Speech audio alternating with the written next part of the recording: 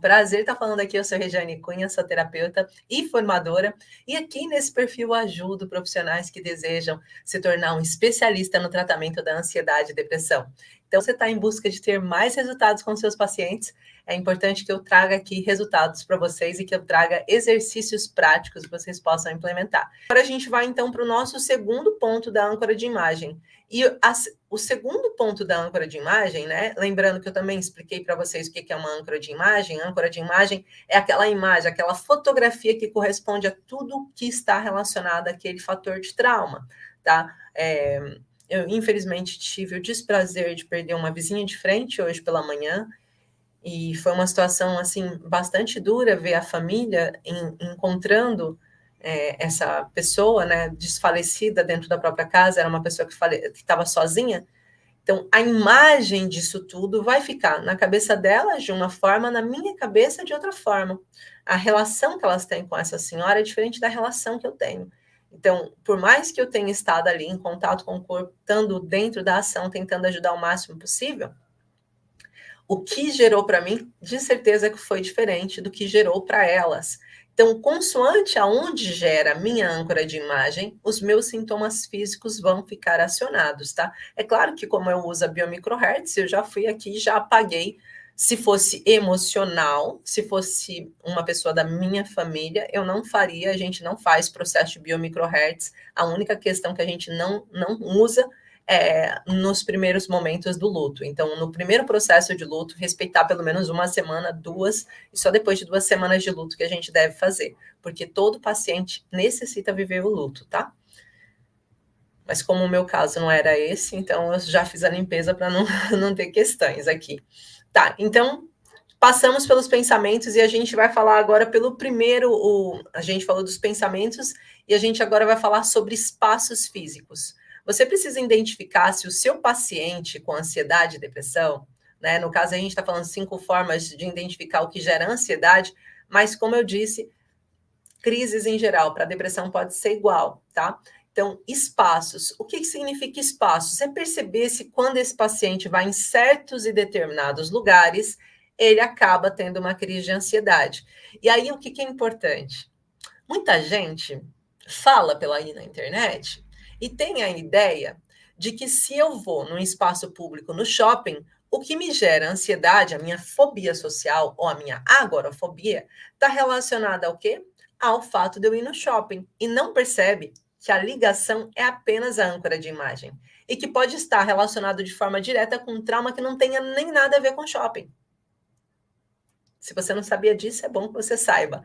Imagina, no meu caso, o que gerava para mim epilepsia era muitas pessoas conversando. E eu poderia pensar, eu passei por algum trauma que tinha muitas pessoas conversando, eu passei por algum trauma no ônibus, no autocarro que eu andava, para poder ter que desmaiar toda vez que eu entrava no autocarro? Não.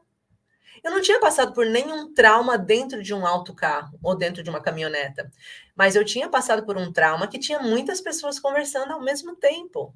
E era esse o tipo de trauma, essa era a âncora de imagem que era acionada quando eu entrava dentro do autocarro. Então, o meu corpo era como se ele fosse teletransportado de novo para o conflito que eu tinha vivido. Como assim, Gi? Ó, exemplo simples aqui para todo mundo conseguir compreender. Assim que a porta do autocarro abria para eu ir para a escola e que eu pisava e subia o degrau, eu passava a matraca, né, aquela roletinha que tem, eu passava a matraca, ia para me sentar, às vezes não tinha lugar para sentar, e eu estava em pé, e eu já começava a passar mal, eu já começava a sentir falta de ar, eu já começava a sentir o meu peito apertado, eu já começava a sentir que eu ia desmaiar, eu já começava a sentir tudo isso. Mas o que acionava isso? O murmúrio. Aquela conversa paralela de todo mundo conversando ao mesmo tempo era exatamente a âncora, a imagem que o meu cérebro tinha guardado no momento em que eu perdi o meu pai, no momento do velório do meu pai. No meu cérebro, a dor que eu estava sentindo não era relacionada só à morte do meu pai. A dor que eu estava sentindo era do burbúrio. O seu cérebro, o cérebro do paciente, ele não consegue identificar se aquilo que está acontecendo naquele momento. Eu acabei de ser mordida por um cão enquanto eu estava bebendo água. Ele não consegue perceber se a minha dor maior foi só porque o cão me mordeu ou porque a água também, a forma que eu bebi a água, que eu digeri a água, que eu me assustei com a água naquele momento, também foi uma âncora. Então, para não perder tempo, como ele tem milésimos de segundo para fazer essa fotografia, ele guarda todas as informações do que estava acontecendo. É como você comer um arroz de marisco e você ter alergia do marisco. Você tem alergia do arroz? Não. Você tem alergia do marisco, não é? Que estava junto com o arroz. Então, quando você sente alguém fazendo um cheiro de arroz de marisco, você já passa mal. Por quê? Porque você identifica que ele tem. Pode ser massa, pode ser tudo, porque tem ali uma âncora, né? Algo que faz com que você entre em estresse. Então, nesse caso, a gente precisa entender se esse paciente tem espaços particulares que ele tem crise de ansiedade. Aí eu quero, terapeuta, que você pergunte para o seu paciente quais os espaços que ele costuma ter crise de ansiedade. E lembre esse paciente da importância de, se ele sentir uma crise de ansiedade no quarto, para ele não permanecer no quarto. Se ele sentir uma crise de ansiedade na cozinha, para ele não permanecer na cozinha durante a crise. Para quê? Para não aumentar. Imagina que seja essa a âncora de imagem, que a âncora de imagem seja a cozinha. Um estresse que ele teve na infância, talvez viu o pai batendo na mãe dentro da cozinha, ou a mãe batendo no pai dentro da cozinha, e ele guardou aquela imagem. Então, quando ele está na cozinha, ele fica mais propenso a ter uma âncora de imagem afetada, tá? Um gatilho emocional. Então, a gente precisa entender quais são esses espaços que esse paciente tem tido essas crises de ansiedade ou essas crises depressivas e o que está acontecendo nesses espaços. Então, um paciente ele pode se sentir mal só de entrar num local. Por quê? Porque ele teve uma experiência negativa que tinha algo parecido com aquilo. Você já passou por alguém que tinha um perfume de um ex que você gostava? Ou de uma ex que você gostava? Não te traz instantaneamente memórias? Ou você já ouviu uma música que você costumava ouvir num relacionamento antigo e que quando você ouve não traz exatamente memórias para você? Rápido. Por que isso acontece? Mesmo que você não queira, vai acontecer. Porque o seu cérebro guardou num banco de imagens, memórias sonoras e sensoriais sobre eventos que foram importantes para você.